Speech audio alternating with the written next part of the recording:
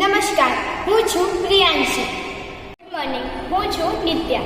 Became ન્યૂઝમાં આપ સૌનું સ્વાગત છે. અમદાવાદમાં બોપલ વિસ્તારમાં આવેલી બીકેમ પ્રાથમિક શાળા અને બીકેમ ઇંગ્લિશ સ્કૂલમાં બાળ સંસદ ચૂંટણીનું ખૂબ જ સુંદર રીતે આયોજન કરવામાં આવ્યું છે.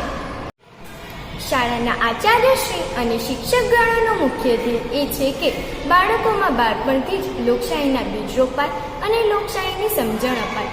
તે હેતુથી લોકશાહી ચૂંટણીની સમગ્ર પ્રક્રિયાથી માહિતગાર થઈ અને લોકશાહીના મૂલ્યો આત્મસાત કરે તેવા હેતુથી શાળા પંચાયત ચૂંટણીનું આયોજન કરવામાં આવ્યું છે. અમારી શાળાના આચાર્ય શ્રી શૈલેષભાઈ સરના ગાઈડલાઈન હેઠળ આ કાર્યને સફળ બનાવવા તમામ સ્ટાફે ભારે મહેનત કરી છે. આ ઉપરાંત પ્રાથમિક શિક્ષણ દરમિયાન જ બાળકોમાં આવી પ્રવૃત્તિઓ દ્વારા તેમની પ્રાથમિક અને સામાજિક શક્તિઓનો વિકાસ થાય છે અને સમાજ માટે જાગૃત અને જવાબદાર નાગરિક બનાવે છે. બાળકોમાં મતનું મહત્વ શું છે અને કેવી રીતે આપણો નેતા પસંદ કરવો જોઈએ તે માટે શાળા પંચાયતની ચૂંટણી માટેના ઉમેદવારી ફોર્મની છેલ્લી તારીખ અને ચૂંટણીની તારીખ સુપરવાઇઝર બેને 1 અઠવાડિયા પહેલા જાહેર કરી હતી. ફોર્મ ભરવાની છેલ્લી તારીખ 24 જૂન રાખવામાં આવી હતી, જેમાં જુદા જુદા વિદ્યાર્થીઓએ જુદા જુદા વિભાગો માટે ફોર્મ ભર્યા હતા. મહામંત્રી અને બહેનોના પ્રતિનિધિ તરીકે પણ અરજી લીધી હતી.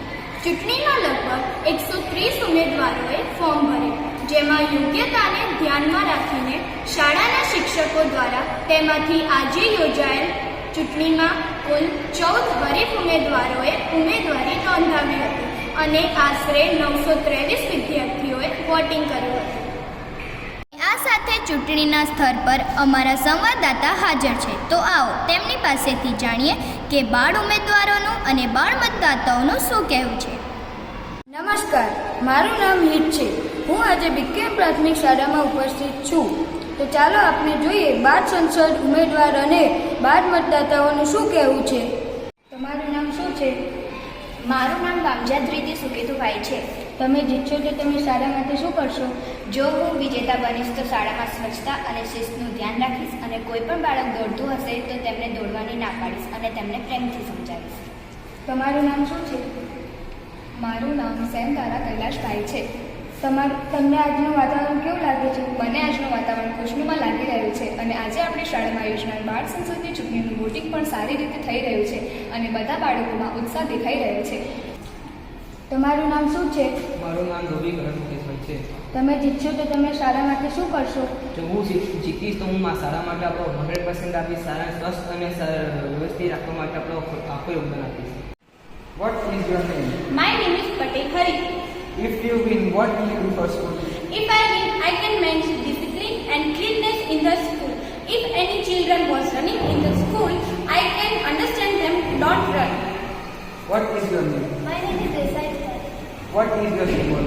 My symbol is later. તમને શું લાગે છે કોણ જીતા બનશે? એમનું ચિહ્ન કયું છે? હા. અને છોકરામાંથી કોણ જીતા બનશે?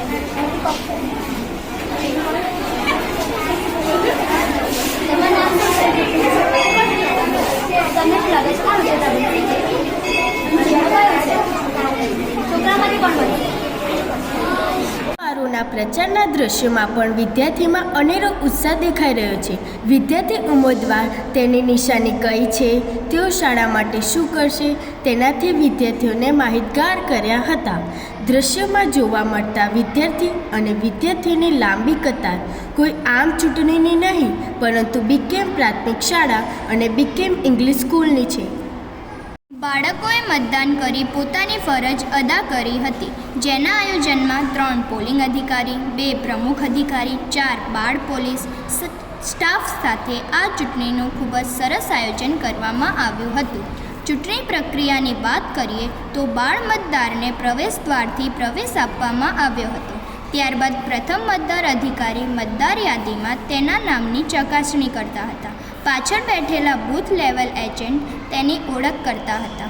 ત્યારબાદ અન્ય પોલિંગ અધિકારી બાળ મતદારની મતદાન કાપલી આપી ડાબા હાથની આંગળી પર સહીનું નિશાન કરતા હતા. બાળ મતદાર પોતાની મતદાર કાપલી મહિલા પોલિંગ અધિકારીને આપી ત્યાંથી બેલેટ યુનિટમાંથી બેલેટ આપવામાં આવતું હતું અને ત્યારબાદ બાળ મતદાતા મતકુટીરમાં જઈ ઈવીએમ મશીન પર પોતાના મનપસંદ ઉમેદવારનો ગુપ્ત રીતે મત આપતા હતા. વાસ્તવિક મતદાનની પ્રકૃતિ સમાન આ મતદાન કેન્દ્રમાં વાસ્તવિકતાનો ભાસ કરાવો ઈવીએમ મશીન પર મૂકવામાં આવ્યું હતું, જેમાં બેલેટ ઇસ્યુ કરવામાં આવે ત્યારે ઈવીએમ મશીનની આબેહબ ઝલક દેખાતી હતી.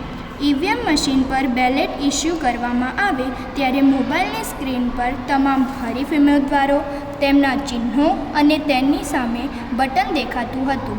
ખરેખર તમામ ચૂંટણીની કામગીરી ખૂબ જ સરાહનીય હતી. બાળ સંસદની ચૂંટણીના પરિણામ જાહેર થયા બાદ ચૂંટાયેલા ઉમેદવારો અને સભ્યોનો શપથવિધિ કાર્યક્રમ યોજાયો હતો, જેમાં દરેક ઉમેદવાર અને સભ્યોને શાળાના આચાર્ય શ્રી શૈલેષભાઈએ શપથ ગ્રહણ કરાવ્યા હતા.